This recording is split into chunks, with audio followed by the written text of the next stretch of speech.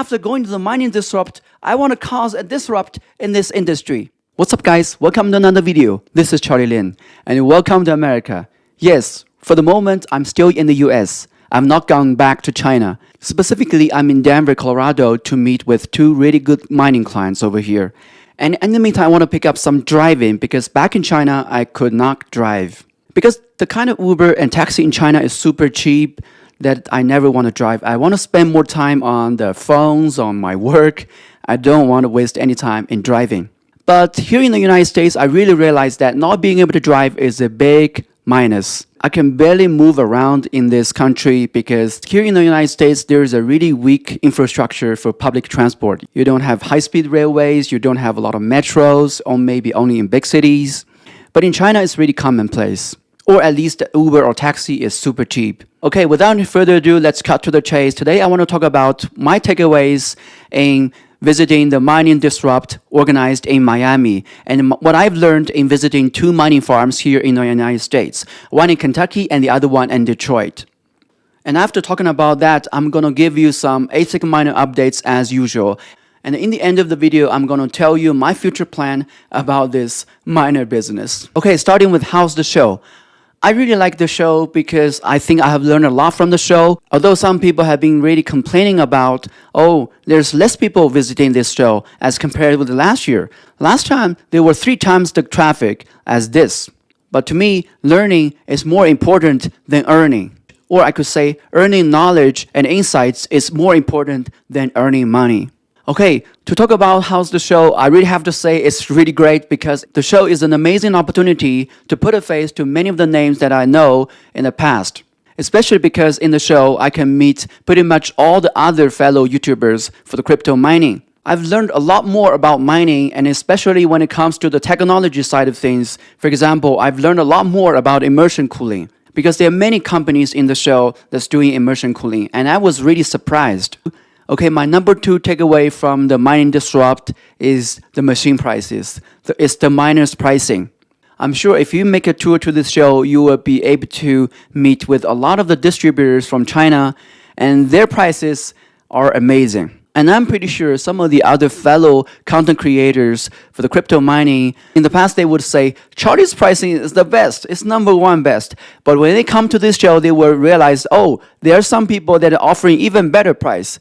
So if I compare my prices with their prices, it's possible that I will feel a little bit embarrassed because I may be regarded as the cheapest ASIC vendors from China. However, in the meantime, I also think that I probably don't have to feel too embarrassed because the price is not the only thing. Here's my understanding about the low prices of the ASIC miners from those distributors. First of all, we have to acknowledge that as a seller, there is nothing wrong with offering low prices. We have to offer low prices. We have to offer competitive prices to save the clients some more money.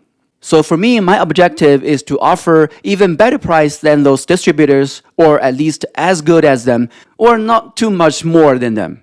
It depends on what kind of miners you are. If you're large miners, of course we have to get as good price or even the better pricing than the distributors. But in the meantime, I also have to say, is there something more important than just the good prices?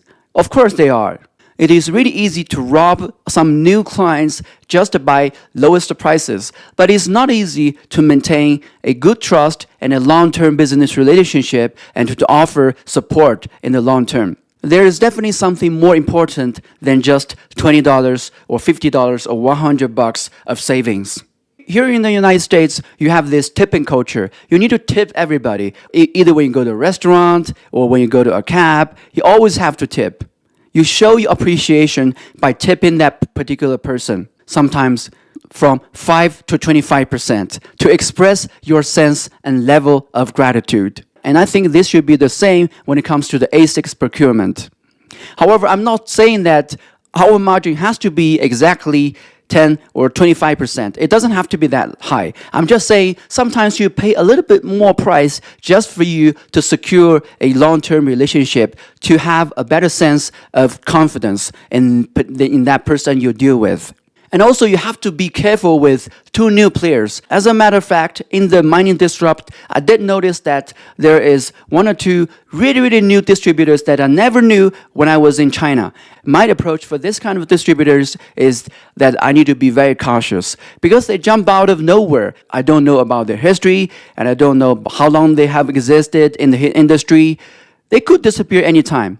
It is definitely good to know somebody new or to know a new player in the industry, but we also would feel a lot more confident if we know something about their track records or about their reputation in the industry. Anyway, this is just my personal approach. This is not a financial advice. I'm just telling you as a friend, I would rather not test the relationship that fast. I know they've been putting out really amazing prices, even some ridiculous prices. But when I contact them, I ask them, hey, can you supply that model? They no longer answered. That gives me even more concern. My objective and your expectation should not be for me to offer even better price than these Chinese distributors or resellers because they're the big guys. They have the ability to buy hundreds, thousands of miners. But I'm just a small guy. However, I can guarantee to you that I will offer better pricing at least than the European prices or the American local prices. But I can guarantee you one thing, it is the better service and far better communication than all of the Chinese distributors and resellers. To serve you as a client, as somebody that I want to have a long-term business relationship with. I don't just want to sell you a miner or 10 miners. I want to know you as a person. I want to remember you as a miner. I want to keep talking to you and keep answering to you. You can visit me in China, I can visit you anywhere you are. You can hang out with me and I can hang out with you. We're not just the seller and the buyers, we are friends, we are partners in the same community. Okay, my takeaway number 3 is what's the future? So what's going to be the future? Number 1, there will be more and more powerful ASIC miners, whether air-cooled or hydro or immersion cooled. For example, in the mining disrupt, there is a really powerful air-cooled miner called DESIV K10 Pro or Ultra. The DESIV K10 miner is capable of hashing at 170 terahash at 3,485 watts, or 200 terahash at the power of 4,400 watts. So I asked somebody from WhatsMiner who is also present in the mining disrupt, what is your take on this new player called DESIV miner? This guy tells me this is something really impressive because pretty much no one else can manufacture this machine with the 8 nanometer chipset. To achieve such awesome hash power performance at that low power consumption is amazing. However, this guy also tells me this company needs money. They're at this show to present themselves as a company, but also because they need money. They're a new player and they need money to keep investing in their company to make more machines. Okay, so here's my take on this powerful DESIV K10 miner. We have to be open-minded and cautious at the same time. We have to be open-minded about this new player because we have to welcome them as a new member in this mining industry because they really did some amazing achievement. It is very difficult with the current technology to produce an ASIC miner that much powerful and with that low power consumption. But in the same time, we have to be cautious as well. It's a new company, it's a new player. They jump out of nowhere, just like some of the distributors jumped out nowhere. And just like the WhatsMiner guy says, this company needs money. So when a new company desperately needs some money, we have to be cautious. Well, I'm not saying any new companies are bad companies. I'm not only saying that the new companies can be small companies. And when a new company needs to produce such an advanced miner, it requires a lot of money. What if their cash flow is broken? It's not on purpose. So my conclusion for this miner is that we have to be more cautious than excited. And lastly, we also don't have to be too excited because the price of these machines is really high and the delivery time is really slow. It's like a matter of months. And are they really going to deliver it in time when we pay that much price? We don't know. So I'm not been doing anything to promote this miner. I just want to talk about this miner in this video because I've been asked by some of the guys about this miner. And the reason why I didn't make any post about this miner is because I don't want to get overexcited. In the past, especially in the year of 2022, I would definitely go to that place, go to these factories, go to a mining facility to give you the earliest introduction on something new. The reason why I didn't make a new video that soon, that quickly, first of all, is because I have been busy. And number two is because I don't want to get too excited about the show. When you get so excited to present somebody something new too quickly, you tend to give information that's not well prepared enough, that's not well studied enough. Well, I'm not saying that's not right. It's only because every time when I want to make a video, I'm different than the past. I can easily get excited about something new. When there's a new miner called KD6, when there's some miner that I never knew before, like coin miner, I immediately want to go to that place to do a new video. I just want to tell the world about something new.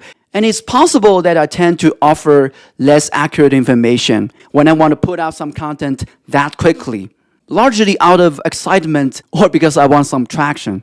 But today, I'm different. I don't just want to offer you something that's exciting because I know mining is not just about excitement. Mining is exciting, but it's not just about excitement. It is more about deep thinking and precise calculation on when you can make your money back and how you can avoid getting bankrupt.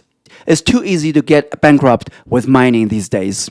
Especially when you don't have a lot of money, when you have a day job, you get a loan to buy some machines, you have to be careful. You have to be super careful. Mining is not for everyone. Mining is more for the people who have too much money or too cheap electricity, or those people who don't have a lot of money, but they do enough calculation on their risk and returns. Okay, my second takeaway from the Mining Disrupt and my mining farm tours here in the United States is immersion cooling. The immersion cooling could be the future. In the past, I had been a little bit too cautious over the immersion cooling, although I did quite a few videos about immersion cooling, including some immersion cooling tanks and a large immersion cooling container.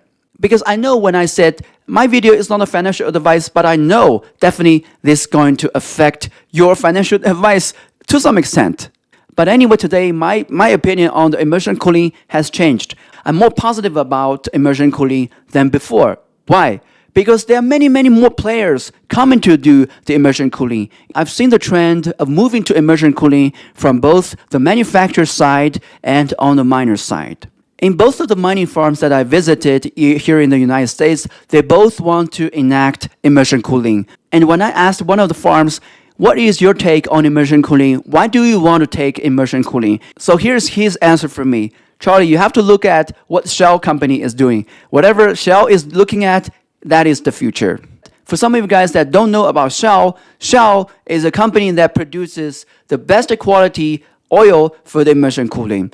In order to protect your machines really well, you have to choose the oil from the Shell company. Okay, to talk about the immersion cooling, I also want to introduce to you a very interesting miner. It's from What's Miner Company. It is the M56S++ 254 terahash, specifically designed for immersion cooling. Because for all the antminers, you have to open up the machines, you have to replace the fans or even some cables, and do many other things to make them adaptable for immersion cooling. But we know the future or the trend is for the manufacturers to churn out some miners specifically for immersion cooling. In that way, the performance and the security of the immersion cooling is the best. It's just like the Apple company. The Apple company is building their hardware for their software and their software for their hardware. Okay, pretty much about my takeaways from the Mining Disrupt and in making the tour mining farm tours. Right now, I want to give you some ASIC miner updates. To give you the ASIC miner updates, I want to talk about the Bitcoin miners and the Altcoin miners. To talk about the Bitcoin miners, I want to talk to you about the S19J Pro Plus, 120 terahash, S19 86 and 90 terahash, and lastly, S19J Pro 100 terahash and 104 terahash. Before talking about these models, I want to give you my general observation on the Bitcoin miners across the market. The prices for all the Bitcoin miners across the market have always been stable in the past few months. This almost makes me think like the Bitcoin mining is a stable business. Even when I know the electricity cost is getting higher and higher, it is not looking promising at all for Bitcoin mining. But I do know the Bitcoin mining business does look like a long-term business that you can do.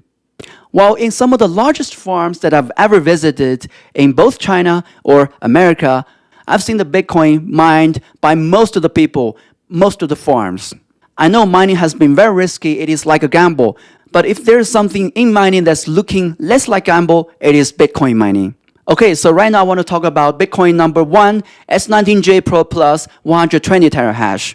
So if you need large quantities of S19j Pro 120 terahash, you have to get the miners from the Southeast Asia, because Southeast Asia is exactly the place where the antminers are getting assembled in countries like Thailand, Indonesia, or Malaysia. They're first distributed in Southeast Asia.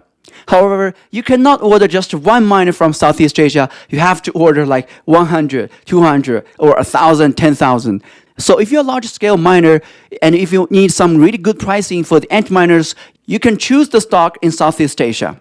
Without seeing big changes in the Bitcoin trading market, the best pricing for the S19j Pro Plus 120 terahash is available from Southeast Asia.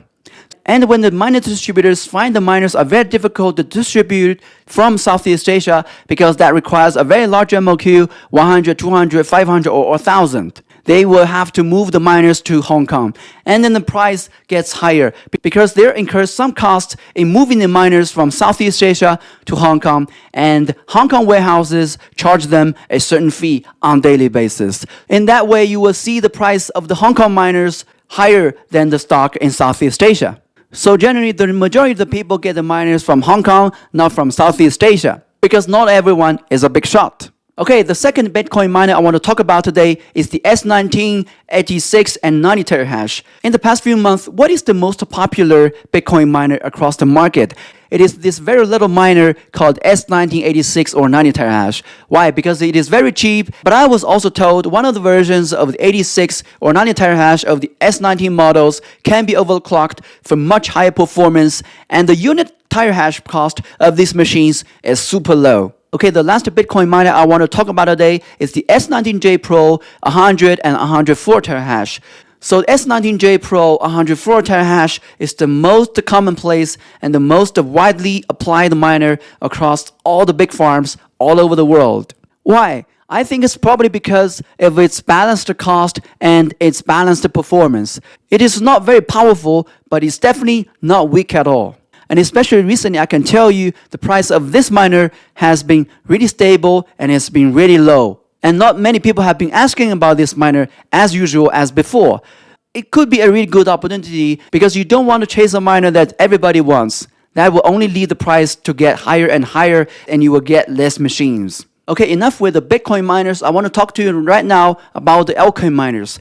To talk about Altcoin miners, I want to talk to you about the Casper miners and Litecoin miners. To talk about the Casper miners today, we only have to talk about the Ice River miners because today they are the #1 manufacturer for Casper mining.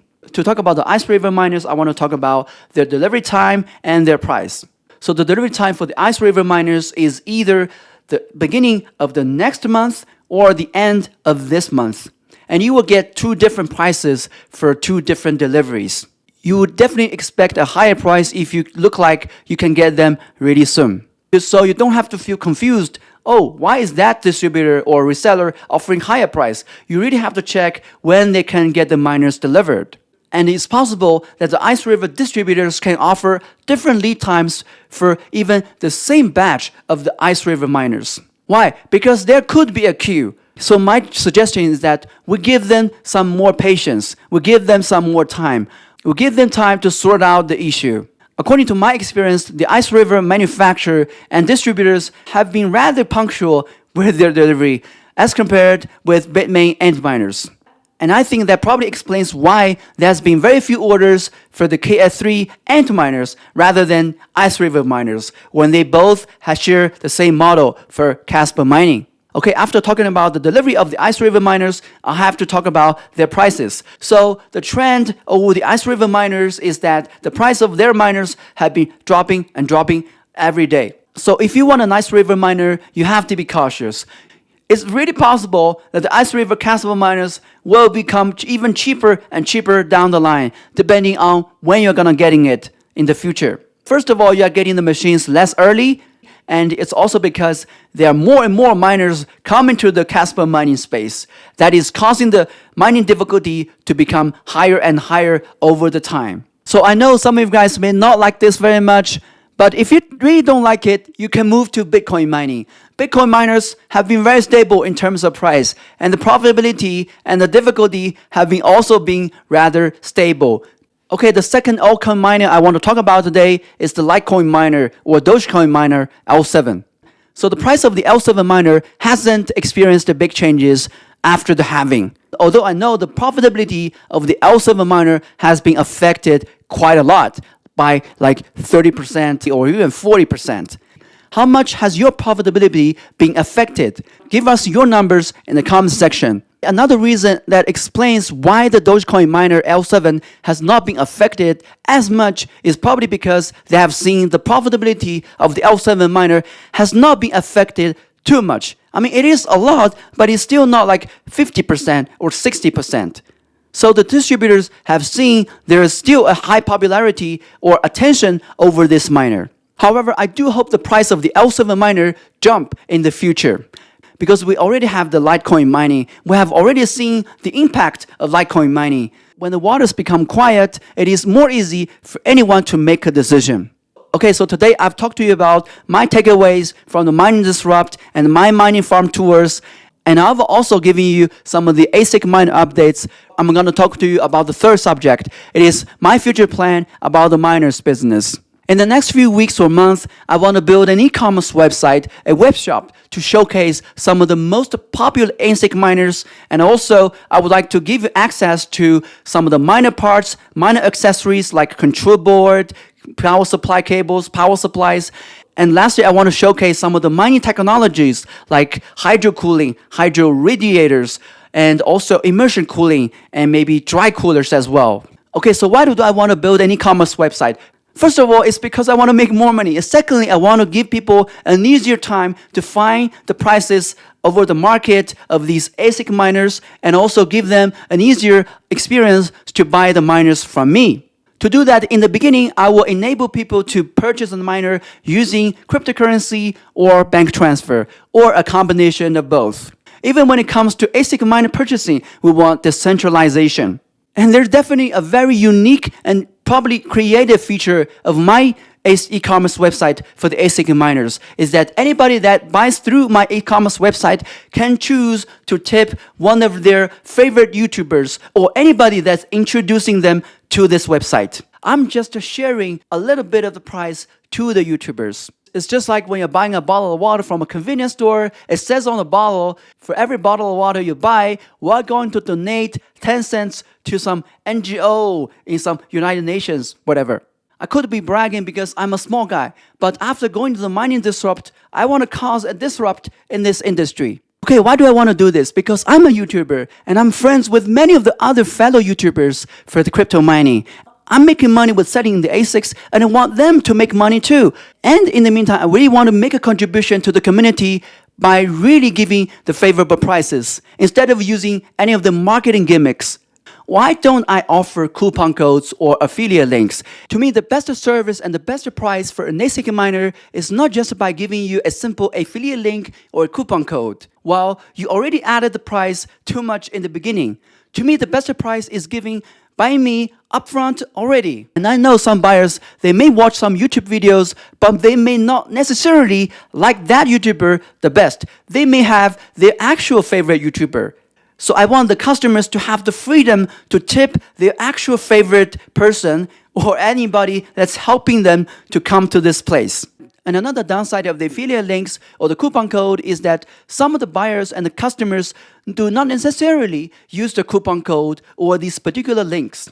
Or it's possible that they use it for the first time and not the second time. But if I always remind the customers to tip some of their favorite YouTubers or influencers, these YouTubers will make money in the long term instead of just from a one-time sale. Oh, I hate it. I may look like a smart ass to you right now. Okay, maybe this is pretty much for today's video. I look forward to see you in my next video. Thank you.